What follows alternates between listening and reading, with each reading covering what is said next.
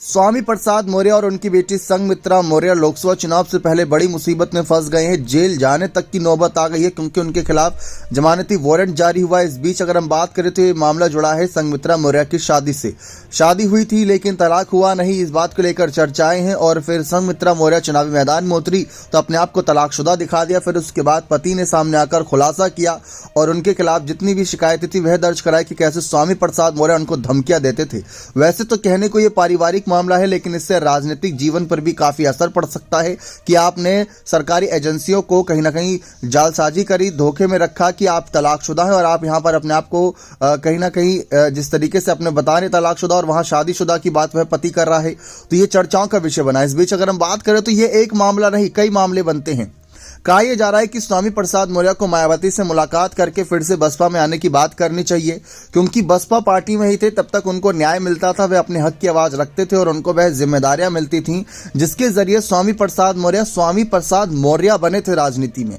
क्योंकि इससे पहले तक देखा जाए मायावती खुद कह चुके कि यह जिस भी पार्टी में जाते थे वहां पर हार का ही सामना करते थे, लेकिन हमारी ही पार्टी से पहली बार ये विधायक चुनकर आगे गए हैं, वरना इनकी पहचान कोई थी ही नहीं।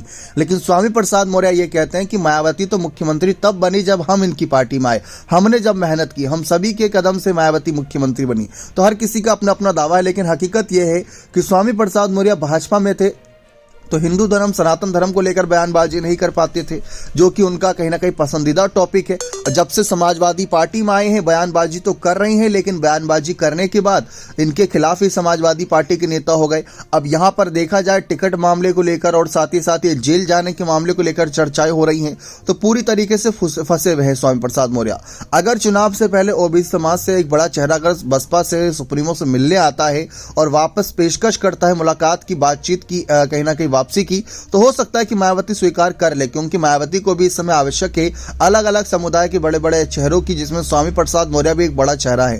क्योंकि अभी देखा जाए तो अखिलेश यादव पहले भी कह चुके हैं कि अगर अब की बार बयानबाजी करे तो उनके खिलाफ सख्त एक्शन हो। पार्टी इस समय अपने नेताओं को बाहर भी निकाल रही है।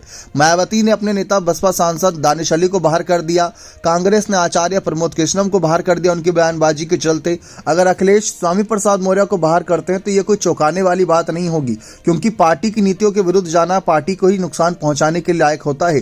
शिवपाल से लेकर डिंपल यादव तक उनके खिलाफ कह चुके कि उनको ऐसी बयानबाजी नहीं देनी चाहिए, लेकिन इसके बावजूद भी वह नहीं रुक रहे तो उनसे कहीं ना कहीं नुकसान हो सकता है। लेकिन ऐसे में स्वामी प्रसाद मौर्य मायावती से मुलाकात करके बातचीत रखते क्योंकि हाल ही में स्वामी प्रसाद मौर्य ने मायावती के समर्थन में कई बयान दिए थे। उन्होंने कहा था कि वे मेरी पुरानी नेता रही हैं, मैं उनके खिलाफ कुछ नहीं बोलूंगा। अब मतलब पहले बयानबाजी देते थे लेकिन अब बयानबाजी देने से मायावती के खिलाफ बचते हैं। अब देखते हैं क्या कुछ होता है। और मायावती को तो वे प्रधानमंत्री बनाने तक का सपना देख चुके हैं, अब देखते हैं क्या उसको हकीकत में तब्दील कर पाते हैं या नहीं। बने रहे चैनल के साथ, बहुत बहुत धन्यवाद।